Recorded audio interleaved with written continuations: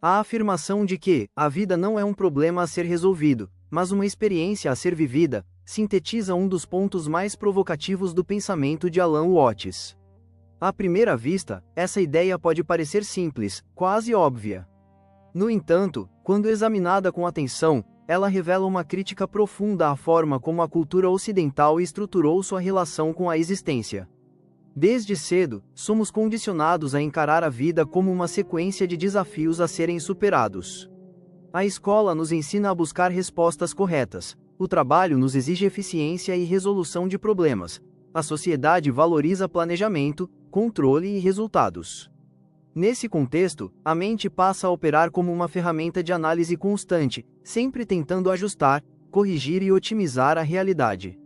Surge, então, uma postura existencial. Viver torna-se um projeto, uma equação a ser resolvida.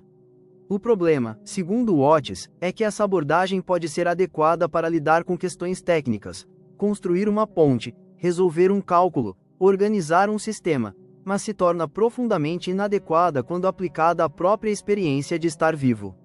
A vida, em sua totalidade, não é um problema objetivo, com início, meio e fim claramente definidos. Ela é fluida, imprevisível, dinâmica. Ao tentar tratá-la como algo a ser resolvido, o indivíduo cria uma tensão constante entre o que é e o que deveria ser. Essa tensão se manifesta de diversas formas. Há sempre algo a ser melhorado, corrigido ou alcançado. O presente raramente é suficiente, pois está sempre subordinado a um ideal futuro. A felicidade, por exemplo, torna-se um objetivo distante, condicionado a conquistas, estabilidade ou reconhecimento. Assim, a mente entra em um ciclo contínuo de busca. Quando um problema é resolvido, outro surge. Quando um objetivo é alcançado, um novo é criado. A sensação de incompletude se mantém, não porque a vida seja insuficiente, mas porque o próprio modo de se relacionar com ela é baseado na ideia de que algo está sempre faltando. O Watts propõe uma inversão radical dessa lógica. Em vez de ver a vida como algo a ser consertado, ele sugere que ela seja vivida como uma experiência, algo mais próximo de uma música do que de uma equação. Quando se escuta uma música, não se busca chegar ao final o mais rápido possível. O valor da música está no próprio ato de ouvir, na experiência de cada nota, de cada variação. Se alguém ouvisse música apenas para alcançar o último acorde, perderia completamente o sentido da experiência. Da mesma forma, viver não é um meio para atingir um fim externo. Não há um lugar final onde tudo se resolve. A própria ideia de um ponto de chegada absoluto, seja felicidade permanente, iluminação ou sucesso definitivo, faz parte da mentalidade que transforma a vida em problema. Para Watts, essa busca incessante por um estado final é o que impede o contato direto com o momento presente. Essa perspectiva não implica abandonar responsabilidades ou ignorar aspectos práticos da vida.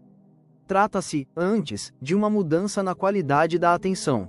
É possível planejar, trabalhar e resolver questões concretas sem transformar a existência inteira em um projeto de resolução.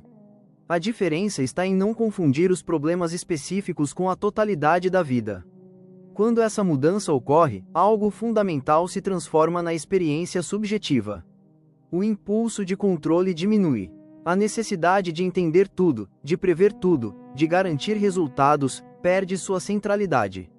Isso não significa passividade, mas uma forma de ação menos carregada de tensão psicológica. A mente deixa de operar exclusivamente no modo resolver e passa a permitir o modo perceber. Nesse estado, a presença ganha espaço. O momento atual deixa de ser apenas um meio para o próximo e passa a ser vivido diretamente. Sensações, pensamentos, emoções e acontecimentos são experimentados com mais abertura, sem a constante pressão de ajustá-los a um ideal. Há uma espécie de relaxamento na relação com a realidade, não no sentido de indiferença, mas de aceitação do fluxo natural das coisas. Watts também aponta que o desejo de controle absoluto está ligado a uma ilusão mais profunda, a ideia de que o indivíduo está separado do mundo e precisa gerenciá-lo para sobreviver. Quando essa separação é questionada, o impulso de dominar a experiência perde parte de sua força. Em vez de um eu tentando controlar a vida, começa a surgir a percepção de que o próprio viver é um processo do qual não se está separado. Nesse sentido, abandonar a ideia de que a vida é um problema não é uma atitude intelectual, mas uma mudança de percepção. Não se trata de adotar uma nova crença, mas de perceber diretamente como o esforço constante de resolver a vida gera conflito e insatisfação. Ao ver isso com clareza, a mente naturalmente relaxa esse impulso. O resultado não é uma vida perfeita, sem dificuldades ou desafios, mas uma relação diferente com eles. Problemas concretos continuam existindo, mas deixam de contaminar toda a experiência. A vida não se reduz mais àquilo que precisa ser resolvido. Ela se amplia, tornando-se um campo de experiência mais rico, mais imediato e menos condicionado pela busca incessante de resultados. Assim, a proposta de Watts não é oferecer uma solução para a vida, mas questionar a própria necessidade de tratá-la como um problema. E, nesse questionamento, abre-se a possibilidade de viver com menos esforço psicológico, mais presença e uma sensação mais profunda de participação no próprio fluxo da existência. Um dos desdobramentos mais sutis dessa mudança de perspectiva está na relação com a incerteza.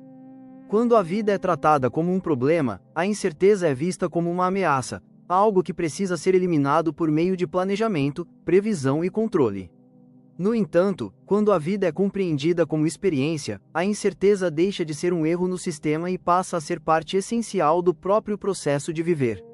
Afinal, nenhuma experiência genuína pode ser completamente prevista. Há sempre um elemento de desconhecido, de novidade, de abertura. Nesse sentido, a tentativa de controlar totalmente a vida não apenas falha, como também empobrece a experiência, tornando-a rígida e repetitiva. Outro ponto importante está na relação com o fracasso. Dentro da lógica de resolução de problemas, fracassar significa não alcançar o resultado esperado, o que gera frustração, culpa e autocrítica. Porém, se a vida não é um problema, mas uma experiência, o próprio conceito de fracasso se transforma. Cada situação deixa de ser avaliada apenas pelo resultado e passa a ser compreendida como parte de um processo mais amplo de vivência. Isso não elimina a dor ou a decepção, mas altera profundamente a forma como elas são interpretadas. Em vez de sinais de inadequação, tornam-se aspectos naturais da experiência humana. Há também uma implicação direta na forma como lidamos com o tempo. Quando estamos presos à ideia de resolver a vida, o tempo se torna um recurso escasso, sempre orientado para o futuro. Vive-se em função do depois que eu resolver isso, depois que eu alcançar aquilo, depois que eu me tornar algo diferente. Esse adiamento constante cria uma sensação de urgência e, paradoxalmente, de ausência, como se a vida nunca estivesse acontecendo de fato. Ao abandonar essa lógica, o tempo deixa de ser apenas um meio e passa a ser o próprio espaço onde a vida se manifesta. O presente deixa de ser um intervalo entre problemas e se torna o centro da experiência. Além disso, essa mudança afeta diretamente a relação com o próprio pensamento. Quando a mente está orientada para resolver, ela tende a se tornar excessivamente analítica, fragmentando a realidade em partes e tentando reorganizá-las de acordo com um ideal. Esse processo pode ser útil em contextos específicos, mas, aplicado à totalidade da experiência, gera distorção. A mente passa a substituir o contato direto com a realidade por interpretações constantes. Ao relaxar esse impulso, surge a possibilidade de perceber sem imediatamente traduzir, sem reduzir a experiência a conceitos. Isso abre espaço para uma forma de percepção mais imediata e menos mediada pelo pensamento. Outro aspecto que pode ser explorado é a dimensão estética da vida. Quando se deixa de tratar a existência como um problema, ela pode ser percebida também como algo a ser apreciado, não apenas resolvido.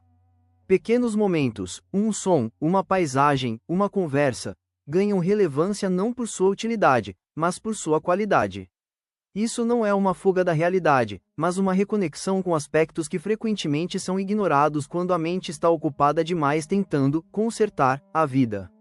Por fim, essa perspectiva conduz a uma mudança na própria ideia de sentido. Dentro da lógica de problema, o sentido da vida é algo a ser encontrado ou construído como uma solução final, um propósito definitivo que justifique a existência.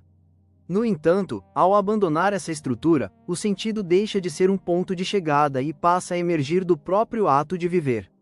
Ele não é algo separado da experiência, mas algo que se revela na maneira como a vida é vivida, momento a momento. Assim, ao aprofundar a proposta de que a vida não é um problema a ser resolvido, percebe-se que não se trata apenas de uma mudança conceitual, mas de uma transformação na forma de perceber, sentir e se relacionar com a existência.